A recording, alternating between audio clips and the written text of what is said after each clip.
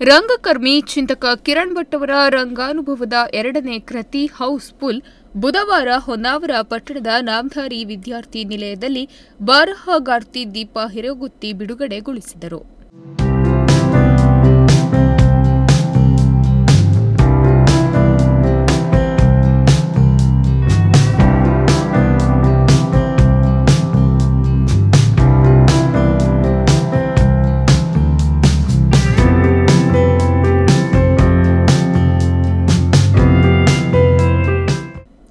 ನಂತರ ಮಾತನಾಡಿದ ಅವರು, ಪುಸ್ತಕದ ಪ್ರೇಮವಿಲ್ಲದೆ ಹೋದರೆ ನಾವು ಬಾವಿಯೊಳಗಿನ ಕಪ್ಪೆಯಂತೆ ಜೀವನ ನಡೆಸಬೇಕಿದೆ. ಮನುಷ್ಯನು ಈ ಸಮಾಜದಲ್ಲಿ ಮನುಷ್ಯನಾಗಿ ಬದುಕಲು ಓದಿನ ಅರಿವಿರಬೇಕು. ಇತಿಹಾಸದ ಘಟನೆಗಳನ್ನು ಜನಗಳಿಗೆ ತಿಳಿಸುವ ಪುಸ್ತಕಗಳು ಜನರಿಗೆ ಸುಲಭವಾಗಿ ಸಿಗುವ ಮಾಧ್ಯಮವಾಗಿದೆ.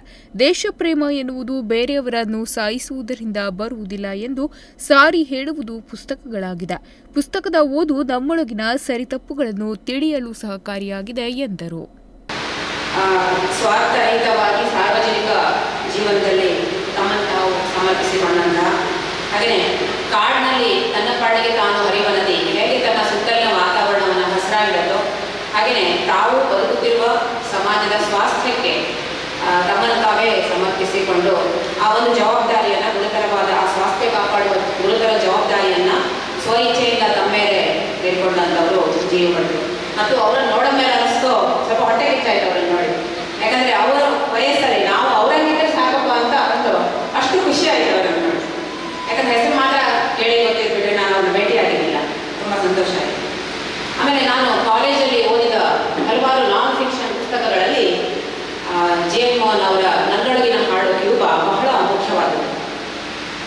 ಅವರು ಯಾವ ವಿಷಯ ಬೇಕಾದರೂ ಆಗಲಿ ಓದುಗನ ಮನಸ್ಸಿನ ಆಳಕ್ಕೆ ಇಳಿಯುವಂತಹ ಬರಹಗಾರರು, ಅಟ್ ದ ಸೇಮ್ ಟೈಮ್ ಅನುವಾದಕಾರರು ಕೂಡ. ಅದನ್ನು ಮತ್ತೆ ಹೇಳ್ತೇನೆ, ನೀವು ಅದು ಕರೆಕ್ಟ್ ಹೇಳಿದ್ದೀನಿ. ಬರೆಯುವುದು ಮತ್ತು ಅನುವಾದ ಎರಡೂ ಕೂಡ ಒಂದು ಅದ್ಭುತವಾಗಿ ಮನುಷ್ಯನ ಆಳವನ್ನು, ಮನಸ್ಸಿನ ಆಳವನ್ನು ತಲುಪುವ ಹಾಗೆ ಬರೀತಾರೆ.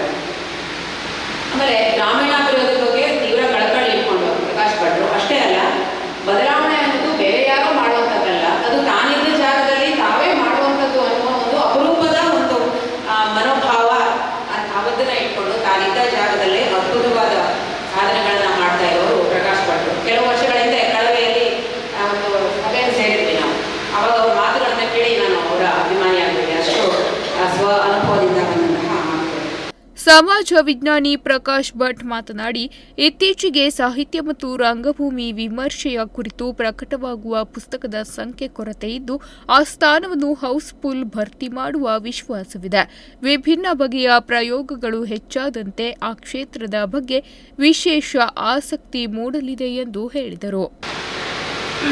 ಈ ಪುಸ್ತಕ ಎಷ್ಟು ಜನ ಓದಿದಿರೋ ಗೊತ್ತಿಲ್ಲ.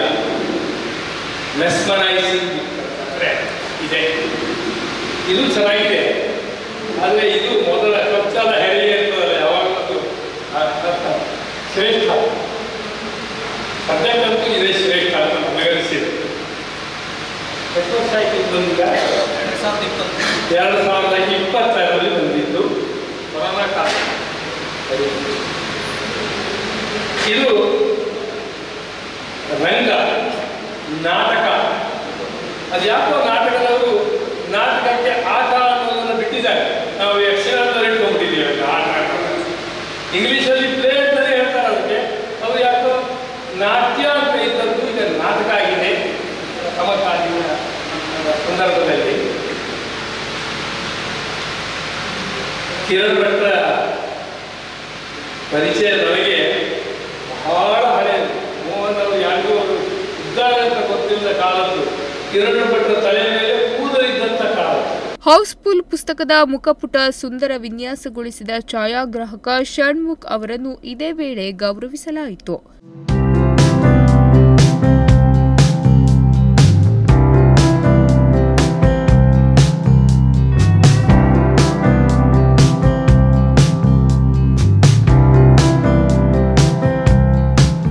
ಕಾರ್ಯಕ್ರಮದ ಅಧ್ಯಕ್ಷತೆ ವಹಿಸಿದ್ದ ಹಿರಿಯ ಪತ್ರಕರ್ತರಾದ ಜಿಯು ಭಟ್ಟರು ಮಾತನಾಡಿ, ಮಾಡುವ ಕೆಲಸವನ್ನು ಶ್ರದ್ಧೆಯಿಂದ ಮಾಡುವ ಕಿರಣ್ ಭಟ್ ರಂಗಭೂಮಿ ಕ್ಷೇತ್ರಕ್ಕೆ ಕೊಡುಗೆ ನೀಡಿ ಅದನ್ನು ಪುಸ್ತಕ ರೂಪದಲ್ಲಿ ದಾಖಲಿಸಿ ಜನತೆಯ ಮುಂದಿಟ್ಟಿದ್ದಾರೆ. ರಂಗಭೂಮಿಗೆ ಸಂಬಂಧಿಸಿದ ಪುಸ್ತಕಗಳ ಕೊರತೆ ಇದೆ. ರಂಗಭೂಮಿ ವಿಭಾಗದಲ್ಲಿ ಹೊಸತು ತರುವ ಕಾರ್ಯವಾಗಬೇಕಿದೆ. ಒಳ್ಳೆಯ ಸಂಗತಿಗಳು ಯಾರಿಂದ ಬಂದರೂ ಅದನ್ನು ಪ್ರೋತ್ಸಾಹಿಸುವ ಕಾರ್ಯ ಮಾಡಬೇಕು, ಏಕೆಂದರೆ ಅದರಿಂದ ಸಮಾಜಕ್ಕೆ ಒಳಿತಾಗಲಿದೆ ಎಂದರು. ಗುರುವಾಗಿ ಬೇರೆ ಬೇರೆ ರೀತಿಯಲ್ಲಿ ದೀಪದ ಹಾಗೆ ಸಮಾಜಕ್ಕೆ ದೀಪ ಹೇಳುವ ವೃತ್ತಿಯವರು ಸಂದಿದ್ದಾರೆ. ಇಡೀ ನಾಡು ಅವರನ್ನು ಗುರುತಿಸಿದೆ. ಪ್ರಕಾಶ್ ಭಟ್ ಇವತ್ತು ನಮ್ಮ ಜೊತೆಗಿದ್ದಾರೆ.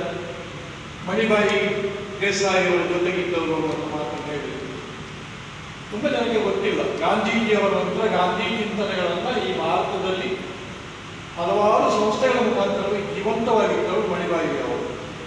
ಅವರ ಜೊತೆಗೆ ಕೆಲಸ ಮಾಡಿರ್ತಕ್ಕಂಥ ಇನ್ನೊಬ್ಬರು ಹೊನ್ನಾವರದವರಿದ್ದಾರೆ, ನಾರಾಯಣ ಮಾದಪ್ಪನ ನೋಡಿದವರು. ಗಾಂಧಿಯನ್ನು ಕೊಲ್ತಕ್ಕಂಥ ಕೆಲಸ ಪ್ರತಿ ಕ್ಷಣ ದೇಶ ನಡೀತಾ ಇರುವಾಗ ಪ್ರಕಾಶ್ ಭಟ್ ಅವರಂತವರು ಸ್ವಲ್ಪೂ ಎದೆಗುಂದದೆ ತಮ್ಮ ಕರ್ತವ್ಯವನ್ನು ಹಳ್ಳಿಯಲ್ಲಿ ಮಾಡ್ಕೊಂಡು ಬರ್ತಾ ಇದ್ದಾರೆ. ಆದ್ದರಿಂದ ಇಂದಲ್ಲ ನಾಳೆ ಗಾಂಧಿಯ ನಾಡು, ಗಾಂಧಿ ಚಿಂತನೆ ನಾಡು ಇದಾಗ್ತದೆ ಅಂತ ನಾವು ನಂಬೋದು. ಯಮಕ್ಕ ಸುಮಾರು ನಮ್ಮ ವಿಠಲನನ್ನ ಸಾರಥಿಯಾಗಿ ಸಾಕ್ಷಿಯಾಗಿ ಬಹಳ ಕಾಲ ನಡೆಸುವ ಮುಖಾಂತರ ಮತ್ತೆ ಸಾರಥಿಯಾಗಿ ವಿಠಲ ಆರ್ವಿಯವರಿಂದ ಆರಂಭವಾದ ರಥವನ್ನು ಮುನ್ನಡೆಸುವ ಮುಖಾಂತರವಾಗಿ ಯಮನ ಸಲ್ತಾ ಇದ್ದಾರೆ. ಬಹುಶಃ ನಾನು 50-60 ವರ್ಷಗಳಲ್ಲಿ ಈ ಜಿಲ್ಲೆಯ ಎಡಪಂಥೀಯ ಚಿಂತಕರಲ್ಲಿ ಮೊದಲನೇದಾಗಿ ನಾನು ಗೌರವಿಸೋದು MS ದಾರೇಶ್ವರ ಅನ್ನುವಂಥವರು ನ್ಯಾಯವಾದಿಗಳು. ಅವರು ದಾಂಡೇಲಿ ನಮ್ಮ ಇಡೀ ಜೀವನವನ್ನು ಅದಕ್ಕಾಗಿ ಸಮರ್ಪಣೆ ಮಾಡಿದರು. ಜೀವನಕ್ಕೆ ಏನು ಬೇಕು ಅನ್ನೋದನ್ನು ಕೂಡ ಆಲೋಚನೆ ಮಾಡಿಲ್ಲ. ಇನ್ನೊಬ್ಬರು ಮಧುಗುಡಿ ಶಂಭು ಭಟ್ ಅಂತ ಕುಮಟಾದಲ್ಲಿ ಅವರಿಬ್ಬರು ಎಡಪಂಥೀಯ ಚಿಂತನೆಗಳನ್ನು ಮೊದಲು ಈ ಜಿಲ್ಲೆಯಲ್ಲಿ ಬಿಟ್ಟಿರ್ತಕ್ಕಂಥವ್ರು. ನಂತರ ಅದನ್ನು ತುಂಬ ಜನ ಮುಂದುವರಿಸಿಕೊಂಡಿದ್ದಾರೆ. ನಮಗೆ ಕೂಡ ಆ ಕೆಲಸವನ್ನು ಮಾಡ್ತಾ ಇದ್ದಾರೆ. ಬರಹಗಾರ ಜಿಎನ್ ಮೋಹನ್ ಪ್ರಾಸ್ತಾವಿಕವಾಗಿ ಮಾತನಾಡಿ, ಕಿರಣ್ ಭಟ್ ಇವರು ರಂಗಭೂಮಿ ಕ್ಷೇತ್ರದಲ್ಲಿ ಕೊಡುಗೆ ನೀಡಿ ಅಲ್ಲಿಯ ಜ್ಞಾನವನ್ನು ಪುಸ್ತಕದಲ್ಲಿ ದಾಖಲಿಸಿದ್ದು ಇಂದು ಲೋಕಾರ್ಪಣೆಗೊಂಡಿರುವುದು ಸಂತಸವಾಗಿದೆ. ಪುಸ್ತಕವನ್ನು ಕೊಂಡು ಓದಿ ಅದನ್ನು ಅನುಸರಿಸಿ ಒಳ್ಳೆಯ ಗುಣವನ್ನು ಜೀವನದಲ್ಲಿ ಅಳವಡಿಸಿಕೊಳ್ಳಿ ಎಂದು ಸಲಹೆ ನೀಡಿದರು. ಚಿಂತನ ವೇದಿಕೆಯ ನಿರ್ವಾಹಕಿ ಯಮುನಾ ಗಾಂವ್ಕರ್ ಸ್ವಾಗತಿಸಿ ಕಾರ್ಯಕ್ರಮ ನಿರ್ವಹಿಸಿದರು. ಮಾಸ್ತಿಗೌಡ ವಂದಿಸಿದರು. Nudisiri news desk, Honnavar.